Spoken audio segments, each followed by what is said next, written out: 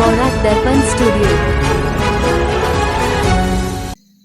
নমস্কার সুধী দর্শকবৃন্দ, নিউজ বরাক দর্পণ স্টুডিও থেকে সবাইকে আবার শুভেচ্ছা। আজকের দেশ বিদেশের কয়েকটি গুরুত্বপূর্ণ খবর।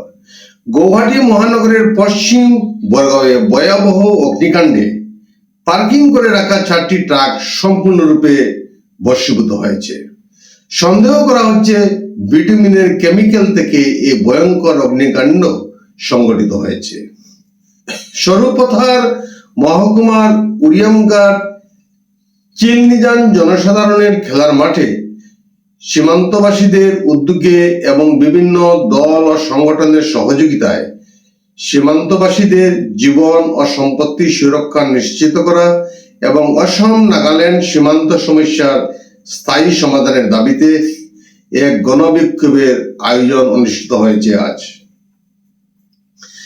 আজ নওগাঁ জেলার কাঠিয়াতলিতে আদিবাসী চা শ্রমিকদের ন্যায্য প্রাপ্যের দাবিতে 3 ঘন্টার গণ অবস্থান ধর্মঘটের কর্মসূচি পালন করে আদিবাসী ভূমি অধিকার মঞ্চ।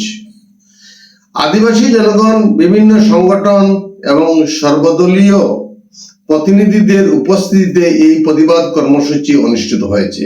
অঞ্চলটির বিভিন্ন স্থান থেকে প্রায় কয়েক শতাধিক আদিবাসী মানুষ এই আন্দোলনে অংশগ্রহণ করেন। প্রতিবাদী আদিবাসীরা সংরক্ষণ তালিকাভুক্তকরণ, দখলকৃত জমির মেয়াদী পাট্টা প্রদান, ভূমিহীনদের ভূমি প্রদান এবং 661 টাকা দৈনিক মজুরির দাবিতে এই ধর্মঘট পালন করে বিভিন্ন স্লোগানে পরিবেশ মুখর করে তুলেছিল। কাছাড় জেলায় আবারও গ্রেপ্তার হয়েছে 2 ভুয়া চিকিৎসক। গোপন তথ্যের ভিত্তিতে অভিযান চালিয়ে পুলিশ দুয়ারবন ও তারাপুর এলাকা থেকে 2 ভুয়া চিকিৎসককে আটক করে। ধৃতদের নাম সুপল রায় ও ইন্দ্রজিৎ রায় বলে জানা গেছে। সুপল রায় দুয়ারবন থানার অন্তর্গত রোজকান্দি চা বাগানে লক্ষ্মী মেডিকেল হল নামে একটি ফার্মেসি খুলে দীর্ঘদিন ধরে চিকিৎসা দিচ্ছিল। নিজেকে চিকিৎসক পরিচয় দিয়ে রোগী দেখা এই ভুয়া চিকিৎসককে পুলিশ ফার্মেসি থেকে হাতে নাতে গ্রেপ্তার করে। ফার্মেসি থেকে প্রেসক্রিপশন সহ বহু নথিপত্র জব্দ করে পুলিশ।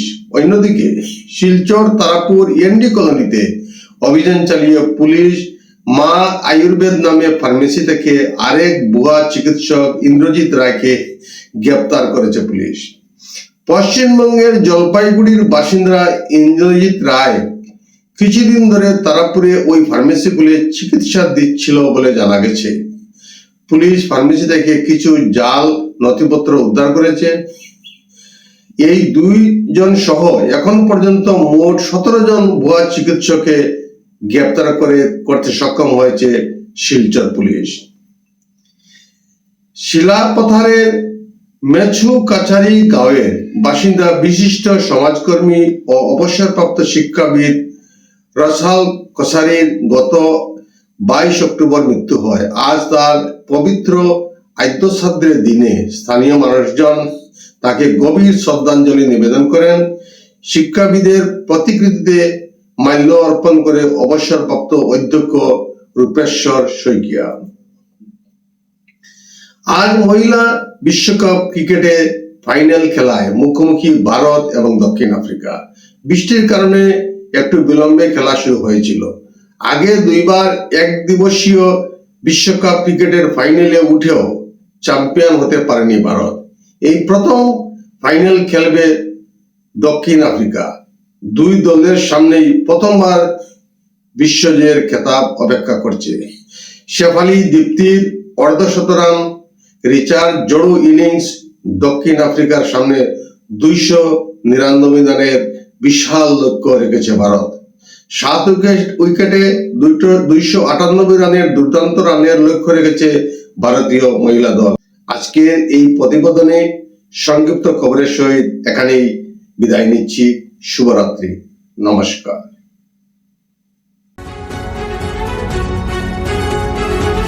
নিউজ বরাক দর্পণ স্টুডিও।